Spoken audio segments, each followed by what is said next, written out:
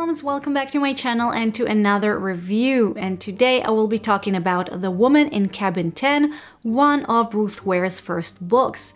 Now, as far as fun thrillers go, I like Ruth Ware. Her books are cool, definitely not the most sophisticated thing in the world, but she has her ups and downs, and I like her style better than, say, Karen Slaughter, Gillian Flynn, and other contemporaries. I slowly go through all of her books, so if you want to know what I thought about her other novels, I will link the reviews in the description box. So, The Woman in Cabin 10 is about a young journalist, her name is Laura, and she's lucky enough to get a ticket to a maiden voyage of a luxury ship.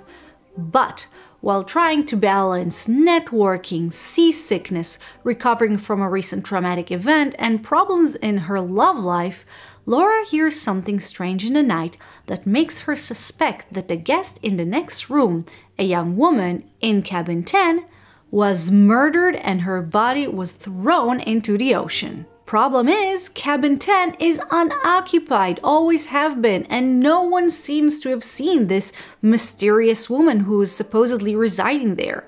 No one except Laura.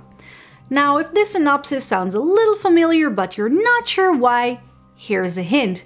This book came out about a year after The Girl on the Train and a year before The Woman in the Window. Unfortunately, this seems to be one of those books.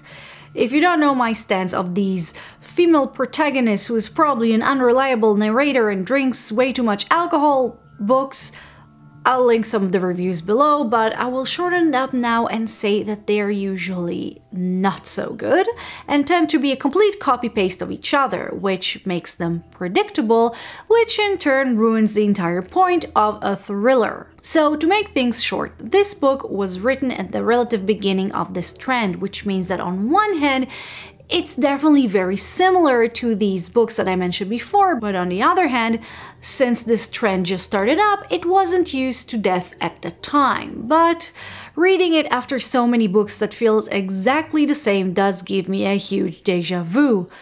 But now, in a little more details, and I will start with some good positives. It seems like I'm a little bit biased when it comes to Ruth Ware, but I actually think she does the style a little better. I also know she's capable of more than just those novels. And obviously, if you liked The Girl on the Train and The Silent Patient and any of those, you probably love The Woman in Cabin 10. Look, I know I'm a huge snob, but I read this book when I needed something light and fun, and I got exactly what I wanted and needed. Also, I like some of the subtlety Ware uses with some of these tropes.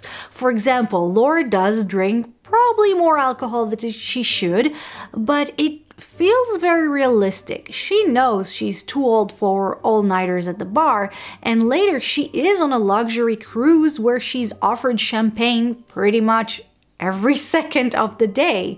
She's very aware of what's going on, which felt more grounded than in some other books of this genre. Also, on her being potentially an unreliable narrator, it doesn't feel like a cheap trick here. She's telling the story in first person, and unlike some other novels, Woman in the Window, I'm talking to you, it doesn't feel like we as readers who read her thoughts were lied to.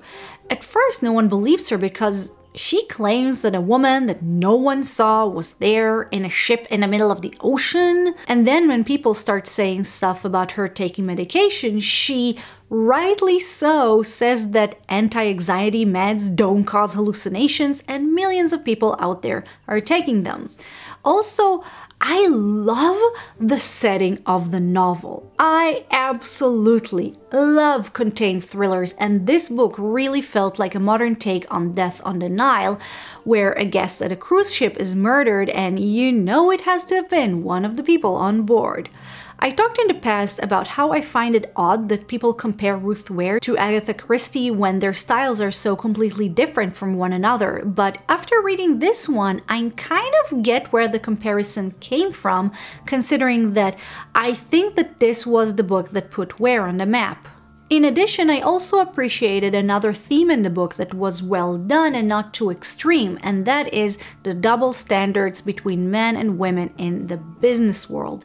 Despite having both sexes as characters in the book, and each we have both business people and plus ones, you do see how women were being excluded from some of the business conversations, and even in the more social circumstances, they were being chastised for having good sex life, while men are being rewarded for that.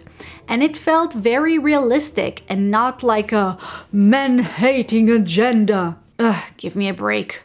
All women secretly hate men, don't you know? We're just jealous. But moving forward to the negatives, it's mostly the book not being very surprising, and therefore the thrill effect is kind of gone. Some of the plot lines are so overdone by now that they really didn't surprise me, and as much as I don't want to blame book for trends that became redundant afterwards, I have to remind myself that even in The Girl on the Train that came before, they weren't as amazing. But overall, the book was fun, it passed the time, it wasn't stupid, and even the writing was pretty good. I think it's totally up to you and what you feel like reading. This could be a perfect flight book. Maybe not a ship voyage book, it might stress you out, but as far as cheap thrills go, you can do a lot worse. And that was it for me, my review on The Woman in Cabin 10 by Ruth Ware. Not the best detective thriller out there, not the best Ruth Ware book, but still a fun, light read that I finished very quickly in between heavier books. Guys, thank you very much for watching my video. I really hope you enjoyed it, and if you liked it, please don't forget to like, share, and subscribe to my channel for more bookish videos. Also, leave me a comment so that YouTube won't forget about me, and write what is your favorite ship thrill book, or what is your favorite Ruth Ware novel. I think mine is actually The Turn of the Key, simply because of its clever modern twist of the classic The Turn of the Screw. Guys, thanks again for watching, and I'll see you on my next video. Bye bye.